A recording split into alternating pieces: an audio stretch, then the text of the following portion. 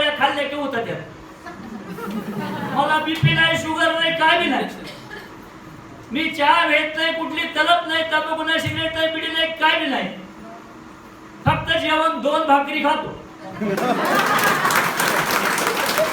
Pure ज्वारीच्या भाकरी खातो. 4000 रुपये क्विंटलची ज्वारी असली तरी तिची भाकर खातो. आणि त्याच्यामुळं कुठला रोग होत नाही. मला काय कंबर आणि गुडघे दुखायला म्हातारपणाचं आहे. बघा, तुम्हाला खोटं वाटत असेल, माझ्या पायाकडे बघा, पाय किती वाकडा झालाय.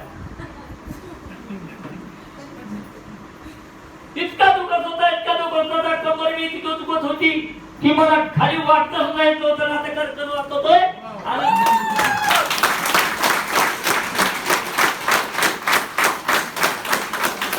या लाडकी मेडिकलवर ज्याचा विश्वास आहे त्याचा विजय नक्की आहे. गीतेमध्ये सांगितलेलं, गीतेमध्ये निश्चय बुद्धी विजयंती, संशय बुद्धी विनश्यंती. ज्याचा संशय असेल त्याची बिमारी राहणार नाही. आणि ज्याचा विजय होतोय कशामुळे, त्याचा निश्चय की बाबा माझं राहीलच राहीलच राहीलच. आणि मग जसं चिंतितोय तसं बनत आहे. आता तुम्ही गेलो तर खरं राहताय का नाही, पण पहिलंच खोडं बाबा राहताय का नाही. पहिलंच खोडं म्हणजे नकारात्मक पहिलंच हल्ला. मग कशाला राहताय त्याचं, मग 4-8 दिवस येतात जातं पळून. असं करायचं नाही. त्यांनी सांगितलं 90 दिवस. मला आता झालं किती दिवस, 9 महिने 10 दिवस. विशेष म्हणजे डोक दुखणे सांगितलं मी, पण एक गुप्त दुखणं होतं माझं, ते नाही सांगितलं. मला झाला मुतखडा. 65% किडनी स्टोन झाला होता. 65% इतकं डोळ्यातून पाणी येत होतं माझ्या लग्न करताना. आता काय करावं काय करावं काय करावं काय करावं. मग हेगडेवारकडे गेलो. त्यांनी म्हणले 32,000 रुपये भरा. औरंगाबादला मला पैसे तर काय नाही, दोन ऑपरेशन मला काय करायचं नाही. मी ऑपरेशनला भेटतोय, कारण ऑपरेशन केलं की त्यांच्या कुरकुर भर गोळ्या खावा लागतात. आमची खेड्यातली भाषा बरं का, कुरकुर भर एवढ्या मोठ्या गोळ्या खावा लागतात. त्याच्या मी दररोज खा 15 गोळ्या खा, 20 गोळ्या खा. आणि मला एका गोळीने तर अंग खात होतंय माझं, तर त्या 15-20 गोळ्याने किती खातो.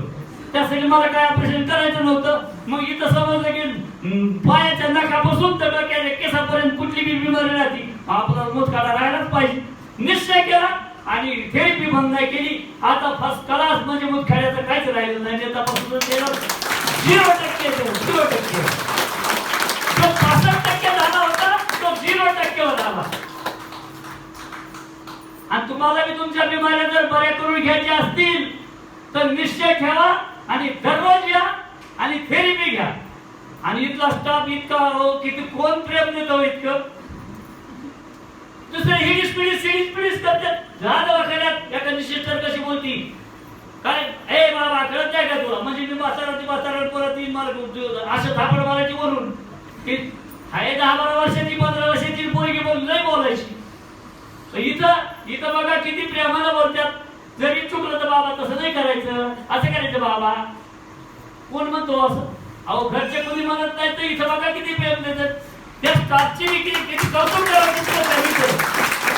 आणि बिमाऱ्या कशाने राहतात, प्रेमाने बोललं तर बिमाऱ्या राहतात. आणि ती हे जे कॉटन ते आहेत ना, ते प्रेमाने नाही, ते अगदी दम्माने मसाज करते. असा मनक्यातल्या नसा मोकळ्या करतोय.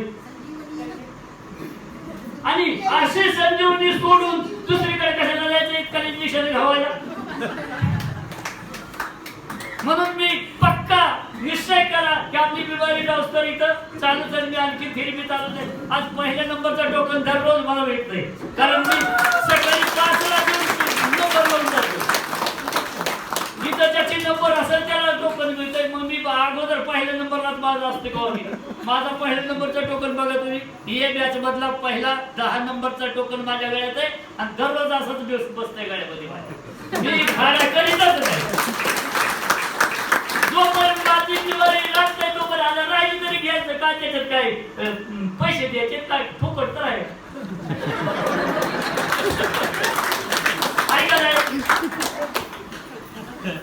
आता एवढं बोलतो आणि मी माझी निर्णय घेतो. मला 2 मिनिटाचा टाइम घेतला पण लय मोठा टाइम घेतला. केल्याने होत आहे रे, आधी केलेच पाहिजे. बाबा इकडे वाळूचे कडे रगडता तेलही गळे. जर तुमचा जर प्रयत्न असेल तर या ठिकाणी 100% तुम्ही यशस्वी होताल. या ठिकाणी सर्व मंडळांच्या हस्ते बाबाचा या ठिकाणी सत्कार होतोय.